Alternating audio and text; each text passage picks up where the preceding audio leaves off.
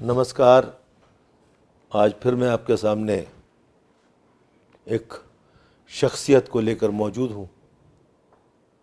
जैसा कि आप सभी जानते हैं कि हमारे इस 1 महीने लंबे ऑनलाइन कला महोत्सव में हम आपसे अलग अलग शख्सियतों से मुलाकात कराते हैं। इसमें साहित्यकार भी हैं, चित्रकार भी हैं, मूर्तिकार भी हैं और क्लासिकल म्यूज़िक के फ़नकार भी हैं, लोक कला के फ़नकार भी हैं। और ये वो लोग हैं जो खुद तो बहुत अच्छे कलाकार हैं, साथ ही बहुत अच्छे गुरु हैं। तो आज हम आपके सामने श्रीनगर की हसीन वादियों से लेकर आए हैं श्री गुलजार अहमद भट्ट जी को। आइए हम सभी इनका स्वागत करें। नमस्कार गुलजार जी। हाँ जी, नमस्कार सर। आज आप हमारे साथ रूबरू में हैं। जैसा कि आप जानते हैं कि हम इस कार्यक्रम में, इस प्रोग्राम में एक कलाकार की जीवन यात्रा, सही बात सर, इस बारे में बातचीत करते हैं। तो आप चंडीगढ़ आए हैं, इसके लिए बहुत बहुत आपका शुक्रिया भी अदा करते हैं। और आप इतनी दूर से आए हैं, आपने अपना कीमती वक्त हमारे लिए निकाला है। ये हमारे लिए बहुत ही सम्मान का विषय है। तो आपको नमस्कार।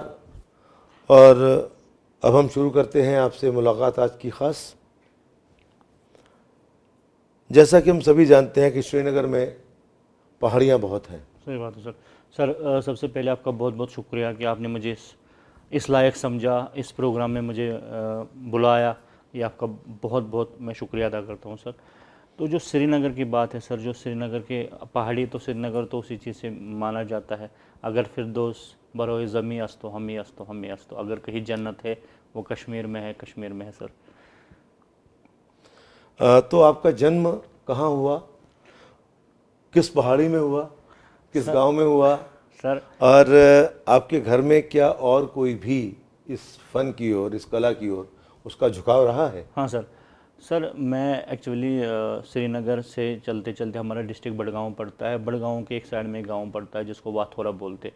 वाथोरा कलाकारों के गांव से ही माना जाता है। इलाका ही कलाकारों के ही वजह से उसको इसीलिए वाथोरा नाम रखा गया, क्योंकि वो कलाकारों से ही पॉपुलर है। और जो हमारा पूरा गाँव है वो 300-350 घर वहाँ पे रहते, वो सब के सभी कलाकार हैं सर।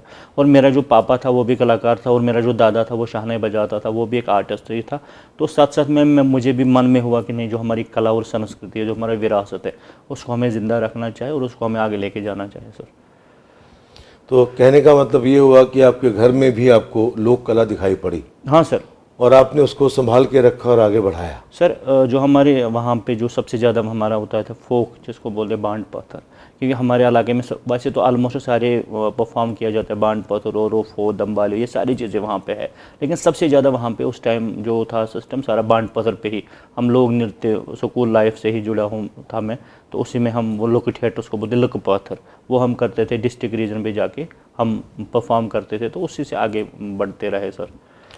आपने एक शब्द का प्रयोग किया, भांड पत्थर। हाँ सर। इसका मीनिंग क्या है, इसका अर्थ क्या है?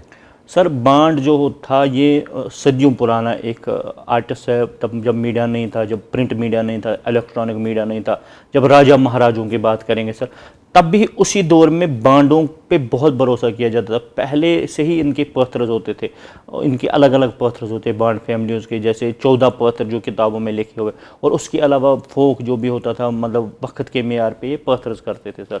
तो पत्थर का मतलब क्या है? पत्थर का मतलब होता है नाटक, लोक नृत्य। हाँ सर। कहानी सर। जैसे इसमें कुछ पत्थर फिक्स है, कुछ धार्मिक है। जैसे पहले कश्मीर में जो था राजा महाराजों का हिंदू अज़म था, तो तब उसी पे सारे पत्थर, जैसे हमारे गोसानी पत्थर है, दर्ज पत्थर है, भूरी पत्थर है, बट पत्थर है, वातल पत्थर है, राज पत्थर, ऐसे पत्थर है जो पुराने कहानियों पे ही बनाए हुए प्लेयर्स है। अब नए तरीके से लुक पत्थर हो गए, लोगों की बात लोगों तक पहुँचाना, सरकार की बात लोगों तक पहुँचाना सर। मतलब एक तरीके से इनका काम था समाज के अंदर एक मैसेज देना। सही बात है सर, बिल्कुल।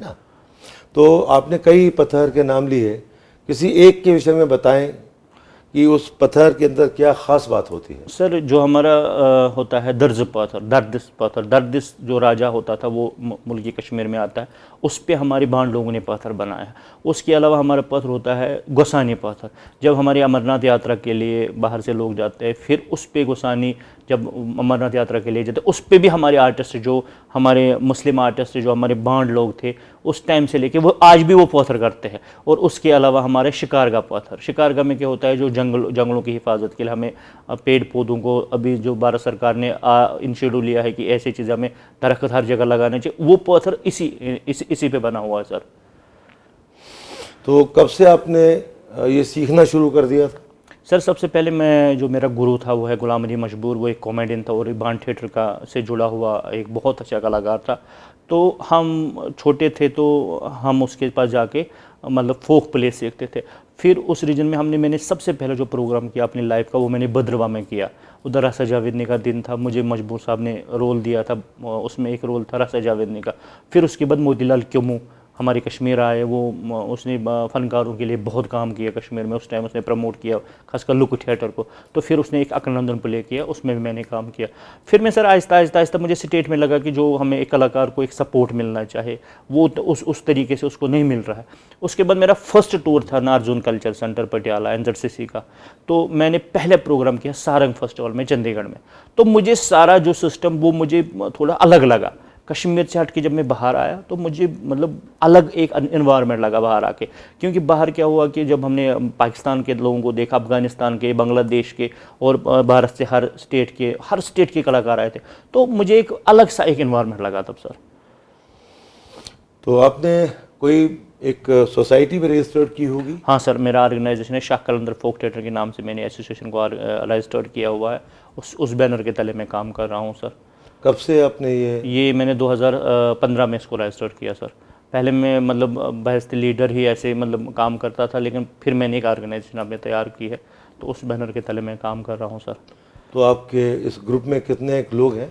सर जो लुक थिएटर की टाइप इसमें 15 लोग हैं, लेकिन जो मेरी शिक्षा इस टाइम है सर, जब फिर उसके बाद मैं जैसे चंडीगढ़ आया तो फेस्टिवल के बाद मैं आपको बाद में बात को थोड़ा सा दूसरे साइड लेके जाऊंगा, क्योंकि तब मुझे लगा कि मुझे किसी आदमी ने बोला कि आपका कश्मीर के और भी आर्ट फॉर्म है, खाली बांट पथरी नहीं है, रूफ भी है, दम्बाली भी है, बचनगमा भी है, बाकी सारी चीज़ें भी है, तो आप इस पे काम क्यों नहीं कर सकते? तो मेरा एक उम्मीद जागी। मैंने जब दूसरे स्टेटों के डांस, मैंने पंजाब का भंगड़ा देखा, हरियाणा का देखा, हिमाचल प्रदेश का देखा, तो मुझे एक नई किरण दिल में आ गई कि नहीं, मुझे तो जम्मू कश्मीर के युवा के लिए काम करना चाहिए, मुझे जम्मू कश्मीर की कला के लिए प्रमोट करने के लिए। तो मैं कुछ ना कुछ, अब हालात का भी रीज़न था, बहुत मुश्किलात हुई, तो तब NZCC का जो नियम थे वो बहुत मतलब फीस के लेवल में, पेमेंट के लेवल में बहुत कम है। तो तब 200 रुपये का फीस NZCC का होता था। तो फिर मुझे लेकिन एक इज्जत था, एक सम्मान था, एक बड़ा स्टेज था सर। तो फिर मैं सर जब आगे गया तो मुझे लगा कि नहीं, मुझे जम्मू कश्मीर के युवा के लिए कुछ करना चाहिए सर। फिर मैंने अपने ऑर्गेनाइजेशन के साथ सबसे पहले मैंने किया स्टार्ट कि मैं एक रुफ पे काम करूँगा, जो हमारा कश्मीरी फोक डांस है रुफ, क्योंकि वो एक्चुअली क्या हुआ था कि कुछ रीज़नों की वजह से उस पे जो काम होना चाहिए था वो नहीं हो रहा था। उस पे मतलब जो हमारा ट्रेडिशनल चीज़ें हैं वो बाहर नहीं आ रहा है, क्योंकि NZCC के कुछ नियम है सर। NZCC के कुछ ऐसी चीज़ें हैं कि जिसमें आपको लाइव परफॉर्म करना है, आपको विद इंस्ट्रूमेंट के साथ परफॉर्म करना है। ट्रैक का काम तो NZCC में चलता नहीं। तो फिर मैंने एक ग्रुप तैयार किया सर रुफ के लिहाज से सर। रुफ तो मेरे ख्याल से लड़कियों का डांस है। हाँ सर बिल्कुल सर। तो एज गुरु आपने काम कब शुरू किया? आपने बताया कि आपने सिखाना भी शुरू किया और आपके पास बहुत सारे बच्चे सीखने आते रहे हैं, तो ये एज गुरु आपने कब अपने आप को इस्टेब्लिश किया? सर सबसे पहले मैंने 2010 में मैंने पहला जो प्रोग्राम किया NZCC का कलाग्राम चंडीगढ़ में। पहली बार मैंने जम्मू कश्मीर के बच्चों को, पहले मुझे 2 साल लगे उनको मतलब समझाने में कि प्रोग्राम है कि आप बाहर आपको लेके जाना, क्योंकि कश्मीर से किसी बच्चे को, चाहे वो लड़की हो या लड़का हो, उसको बाहर लेके आना बहुत बड़ा समस्या सर। फिर मैं उनके फैमिली तक गया, उनके फैमिलियों को समझाया सर। जब उनके समझा के मैंने एक्सेप्ट, मैंने बोला आप खुद साथ आ जाओ, आपके जो भाई है उनको साथ में लेके आ जाओ। फिर मैंने वही टाइप का ग्रुप बनाया जिसमें वही लोग हैं और उन्हीं के अपोजिशन म्यूजिशियन वाले भी उन्हीं की फैमिली से हो, ताकि उनको आने वाले समय में वो चीज़ें प्रॉब्लम ना हो। तो फिर जब वो बाहर आए तो उन बच्चों को फिर अलग सा इन्वायरमेंट लगा, वो खुश हुए इतना इज्जत मिला, इतना सम्मान मिला, इतने सारी चीज़ें मिले, तो आहिस्ता आहिस्ता आहिस्ता आहिस्ता आहिस्ता बच्चे जुड़ने लगे सर। तो उसके बाद मैंने वर्कशॉप्स किए हैं। सबसे पहला जो मुझे मतलब कुछ कार्यक्रम ऐसे, लेकिन कुछ वर्कशॉप जो मैंने किए वो मुझे आज भी याद है, और इतने बच्चे जुड़ गए। आज अगर मैं आपको सर बताऊं कि 300-350 बच्चे मेरे साथ, जो जम्मू कश्मीर के बच्चे, खाली जम्मू के ही कश्मीर के ही नहीं, जम्मू के भी बच्चे मेरे साथ जुड़े, किनको उनको भी यही लग रहा है कि नहीं, अगर हमें बाहर का प्लेटफॉर्म देखना है, बाहर का स्टेज देखना है, तो हमें किसी न किसी गुरु के साथ काम करना चाहिए सर। बुजुर्गों के पास तो संस्कृति सही बात रहती है। क्या आजकल के जो नए बच्चे हैं उनका रुझान भी इस तरफ है, या वो फिल्मी दुनिया की तरफ चल पड़े हैं? सर जब देखिए जगह जम्मू कश्मीर की बात करता हूँ, मैं पूरे JNK की बात करूँगा सर। हमारे JNK में टैलेंट की कमी नहीं है सर। हमारे JNK के बच्चों के पास टैलेंट की किसी चीज़ में कमी नहीं है, चाहे वो मतलब डांस हो, चाहे वो म्यूज़िक हो, चाहे वो थिएटर हो। हम जो आज का सोशल मीडिया का ज़माना, हम जब इस पे देखते हैं सोशल मीडिया पे, तो बहुत सारे हमारे नौजवान बच्चे बहुत है, लेकिन दिक्कत सबसे बड़ी चीज़ जो है वो प्लेटफॉर्म की है। क्योंकि जम्मू कश्मीर के बच्चे को, जैसे जब हम देखते हैं कि जो जोनल सेंटर है ना, कल्चरल सेंटर जो है, वो एक बच्चे को प्रमोट कर रहे हैं।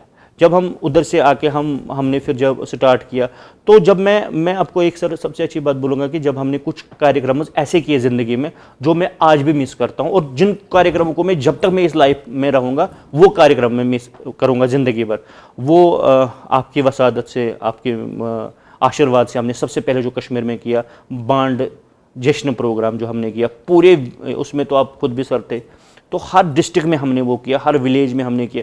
आप सर खुद बताइए कि आपको कितना प्यार जम्मू कश्मीर के लोग। बहुत बहुत मोहब्बत मुझे मिली, वो मैं ज़िंदगी में नहीं भूल सकता बहुत। और जहाँ तक मुझे लगता है, जैसा कि आपने बताया कि पहली बार श्रीनगर के गांव में भारत सरकार का फ्लैक्स लगाया, बोर्ड लगा सर, उसमें जो है ना आपने एक पहल की ना सर आपने एक कोशिश की। क्या जम्मू कश्मीर के युवा या जम्मू कश्मीर के इंसान के लिए हमें एक पहल ही तो करनी है।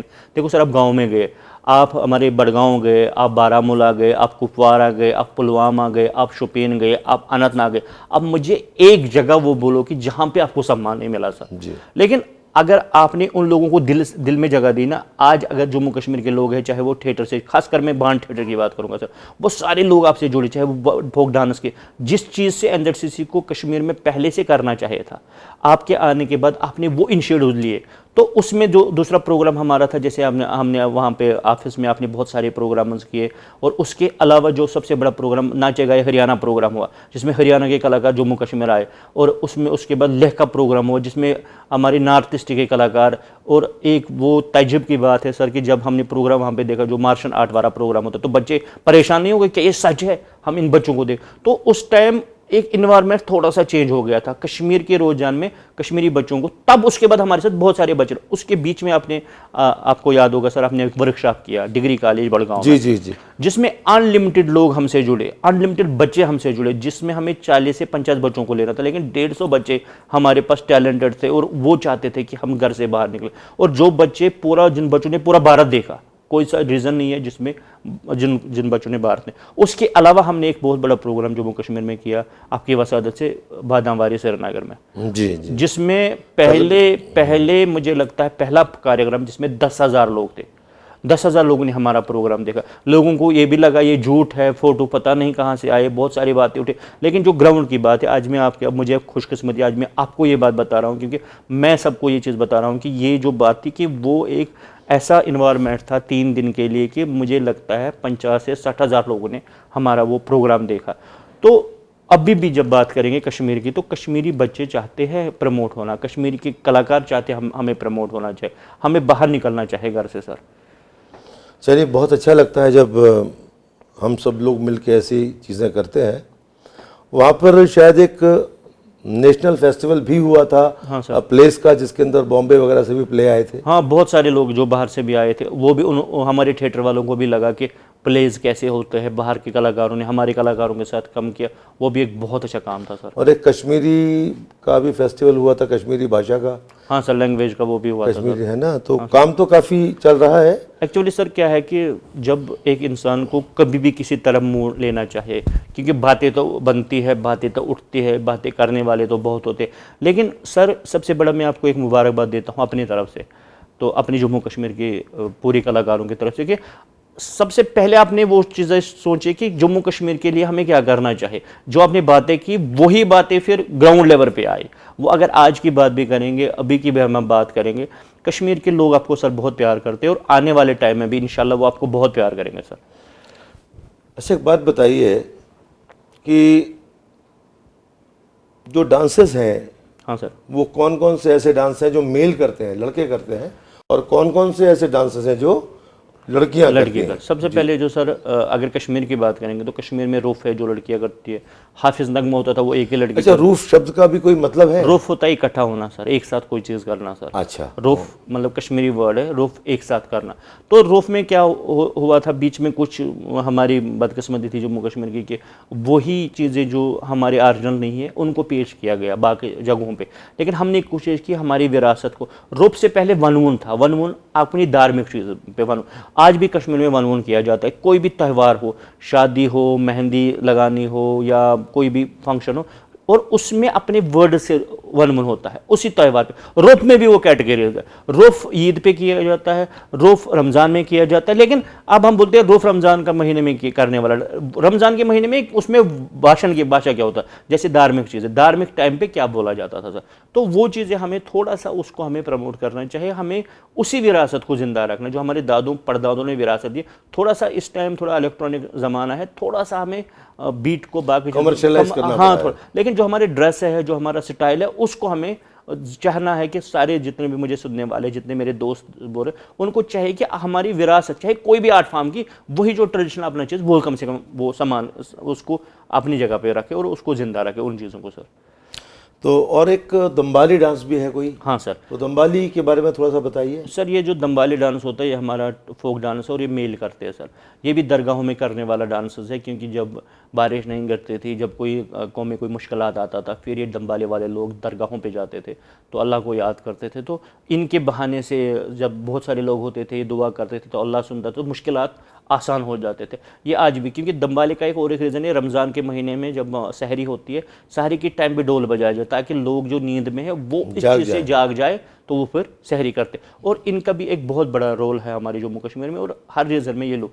और सबसे जो बड़ी आपको सर बात है कि हमारे जम्मू कश्मीर में 76 गाँव ऐसे हैं जहाँ कलाकार रहते हैं, जहाँ ये खाली बांड फैमिलीज के कलाकार और जो अदर कलाकार है जैसे गाने वाले बाकी लोग, वो अलग अलग जगहों पे उसकी अनलिमिटेड है, क्योंकि हर डिस्ट्रिक्ट में कलाकार रहते ही रहते हैं और बहुत सारे कलाकार हैं सर।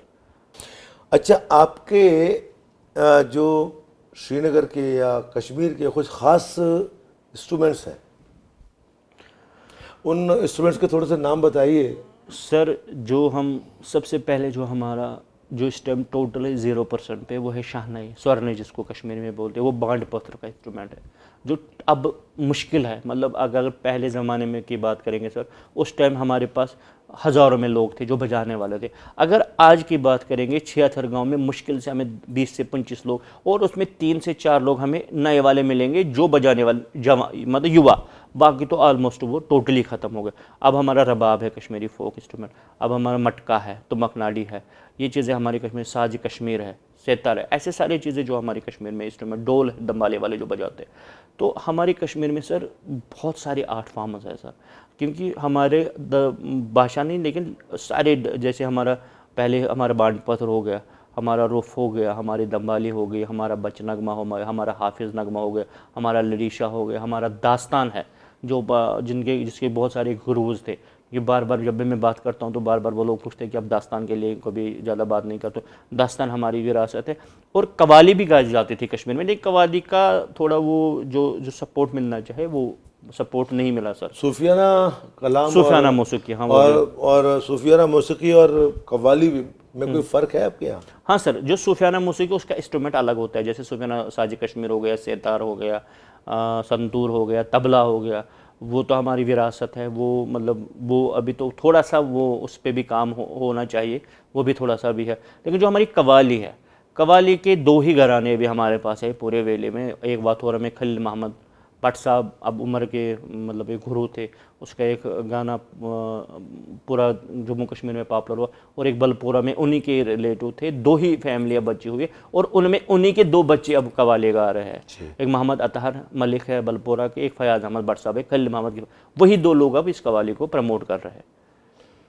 अच्छा, लाइट म्यूज़िक के नाम पे फिर आपके यहाँ क्या गाया जाता है? लाइट म्यूजिक के नाम पे हमारे बहुत सारे सिंगर हैं सर, जैसे पुराने सिंगर में गुलाम हसन यूसुफ साहब थे, मतलब राज बेगम थी, ऐसे सारे लोग बड़े बड़े जो कलाकार हैं इस टाइम भी बहुत सारे हमारे लाइट म्यूजिक के बड़े गुरुज हैं, जिसमें वहीद जिलानी है, मुनीर अहमद मीर है, एजाज राह है, शाहजहाँ बशीर है, शाही मुमताज़ है, ऐसे कुछ लोगों का नाम भी मिस में हो जाएगा, उसके लिए मैं माजरत चाहता हूँ।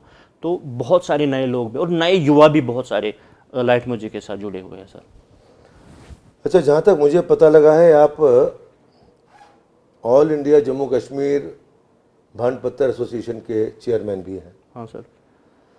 तो चेयरमैन बनने के बाद और चेयरमैन बनने से पहले आपको क्या फ़र्क लगता है, कौन सी चीज़ ज़्यादा आसान थी?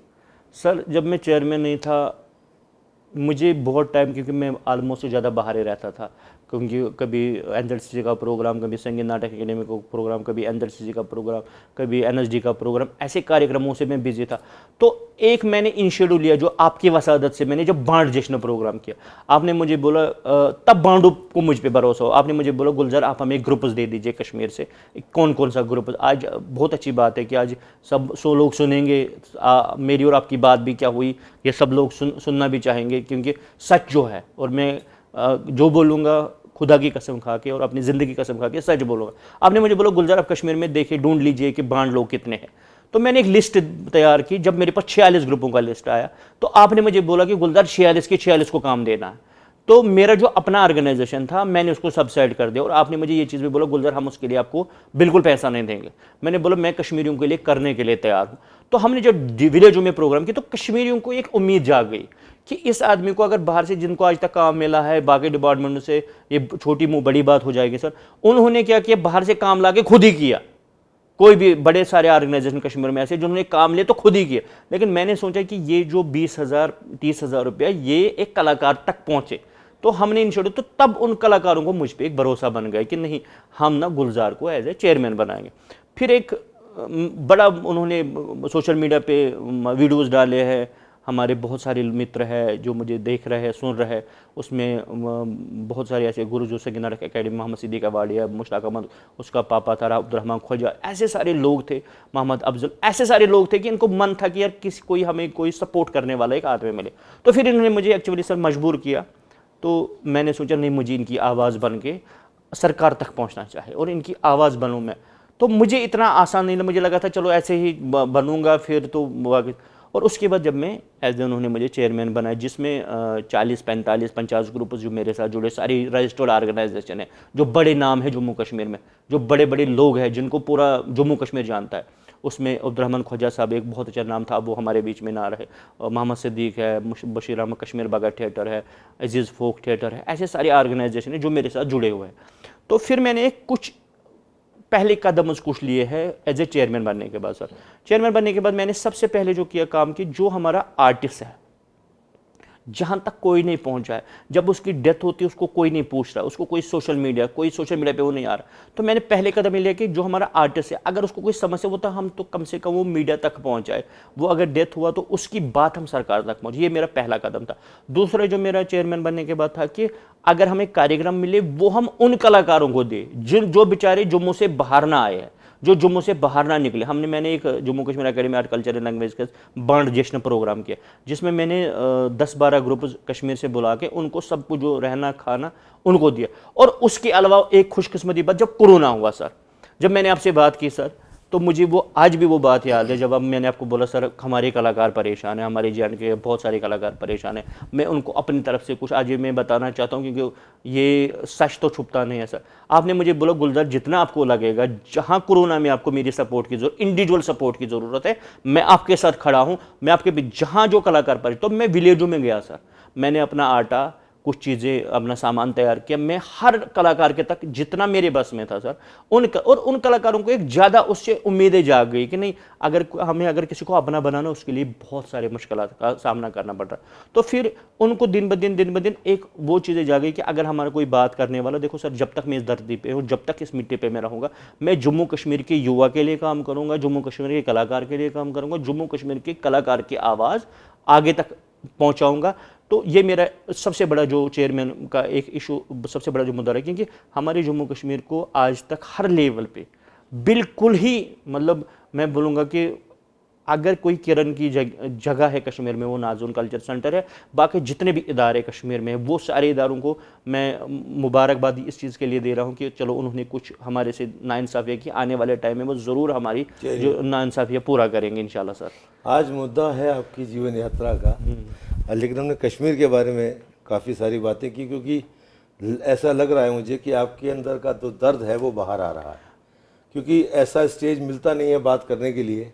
तो आप बार बार जम्मू कश्मीर पे आ जाते हैं, वहाँ के कलाकारों पे आ जाते हैं, बहुत अच्छी बात है। सर मैं आपको एक चीज़ बताता हूँ, मुझे भी खुशकिस्मती है, मुझे आपसे बात करने का मौका मिला है। बहुत सारे लोगों ने बड़े वादे की, बहुत सारे लोग बहुत कुछ बोलते हैं, लेकिन मैं आपको आज एज ए गुरु मानता हूँ सर कि आपने जो जम्मू कश्मीर के लिए किया है और कर रहे हो सर, उसके लिए मैं आपको मैं आज, क्योंकि मुझे शायद मेरा खुदा ने सुना है, मैं अल्लाह को हर बार दुआ करता हूँ, शायद ये जो प्रोग्राम है, जो आप ये प्रोग्राम करो रूबरू, मुझे लगा शायद खुदा ने मेरा सुना। मैं चाहता था कभी मैं सर के साथ फेस टू फेस बात करूं तो लोगों को कम से कम ये चीज़ तो जवाब दो ना, सर ने जम्मू कश्मीर, और सर सबसे बड़ी जो बात है, आपने कभी जम्मू कश्मीर के लिए किसी काम के लिए मना नहीं किया। जब भी आपसे हमने पूछा, जब भी मैंने बात की, अभी कोरोना की बात है सर, मैंने आपको बोला सर कश्मीर के कलाकार परेशान, आपने बोला गुलजार हम जितना कर सकते हैं मैं जम्मू कश्मीर के लिए करने के लिए सर तैयार हूँ सर। तो अभी हम ऑनलाइन में भी हम काफ़ी ग्रुप्स को लेके आ रहे हैं। अच्छा, आजकल के जो युवा हैं, हाँ सर, उनको आप कुछ कहना चाहेंगे? सर मैं सबसे बड़ा जो हमारे जम्मू कश्मीर के युवा है, उनको अपनी जो हमारी कला है और जो हमारी विरासत है उसमें जोड़ना चाहे, और सरकार को भी कुछ नियम अलग से, कुछ सरकार को जम्मू कश्मीर के लिए, खासकर एनआरसीसी कर ही रहा है, भारत सरकार एनआरसीसी का ही ब्रांच है, क्योंकि मैं मंत्री साहब को भी मिला हूं, उसने भी बोला हम जम्मू कश्मीर को, और जो जम्मू कश्मीर का युवा है सर, वो उस विरासत को सर कैसे ज़िंदा रखेगा, तभी वो ज़िंदा रख सकता है ना जब उसको उसमें कुछ क्रेडिट मिले, उसको एक बेनिफिट मिले, उसको एक प्लेटफॉर्म। और सर सबसे बड़ा जो मुझे एक आरज़ू है दिल में ज़िंदगी में कि जो बड़े कलाकार हैं, जो कश्मीर से बाहर, जैसे हमारे बहुत पॉपुलर सिंगर है, वो कश्मीर में आए और कश्मीरी लोगों को भी परफॉर्म देखे और कश्मीरी बच्चे उनको दिखाए, ताकि उससे क्या होगा ना, आने वाले टाइम में हमारे बच्चे, उनको लगेगा कि कला में एक जान है, कला में आदमी।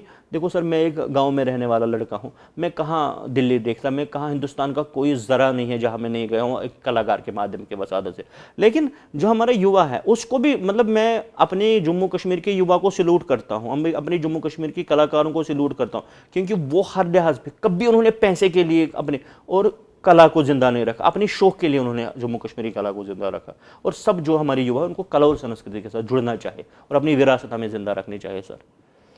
तो आपका मतलब है कि इज्जत और पैसा, जब तक दोनों चीज़ें नहीं मिलेंगी तो काम आगे नहीं बढ़ सकता, तब तक काम आगे नहीं बढ़ सकता। हम कोशिश तो सरकार करती है, सरकार का माध्यम तो देखिए कोई न कोई सरकारी आधार ही होता है, जैसे नॉर्थ जोन है, आपका जो JNK एकेडमी है, वो स्पेसिफिकली JNK एकेडमी जो है JNK के लिए है। सही बात है। तो लेकिन काम करने वाले भी हम जैसे लोग ही होते हैं। सही बात है सर, बिल्कुल। तो हम लोगों को जब तक आपसे जुड़ाव नहीं होगा तब तक हम लोग काम नहीं कर सकते। सही बात है सर। तो मैंने यही कोशिश की है आप लोगों के साथ बात करने की। जब ऑफिस में हम लोग गए हैं तो हमने वहाँ कैंप भी लगवाए हैं। सही बात है। और पूरे भारत से लोग आए थे।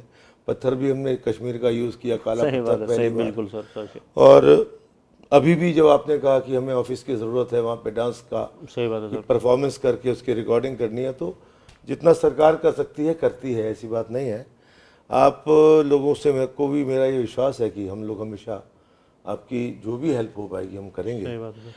और अगर कुछ आप कहना चाहें तो आपके पास आज एक मंच है, आप जो चाहें 2 या 2.5 मिनट में अपनी बात को दोबारा रख सकते हैं। सर सबसे पहले मेरी बात यही है कि जो हमारे युवा है, जो हमारा आज जम्मू कश्मीर का जनरेशन है, जो आने वाला हमारा युवा है, उसको हमें प्रमोट करना है, उसको हमें एक बहुत अच्छा प्लेटफॉर्म देना है, ताकि हमारे जम्मू कश्मीर का युवा, क्योंकि सबसे जिनसे मैंने बात की वो चाहते हैं हम कश्मीर से बाहर आए, हम बाहर के रीजन में अपने परफॉर्म, और हमें अपनी संस्कृति और अपनी विरासत को हमें ज़िंदा रखना चाहिए, हमें इस चीज़ को प्रमोट करना चाहिए, हमें गर्व होना चाहिए, हमारे कश्मीरी बच्चों को, हमारे यूथ को गर्व होना चाहिए, हमें अपने लैंग्वेज को, अपने कल्चर को, अपने विरासत को हम प्यार करें और अपने देश को प्यार करें, और साथ साथ में हम पूरे जो हमारा भारत देश है उसको हम इज्जत दे रहे हो, सम्मान दे रहे, हमें ये चीज़ें मन में रख के ही काम करना चाहिए। क्या बात।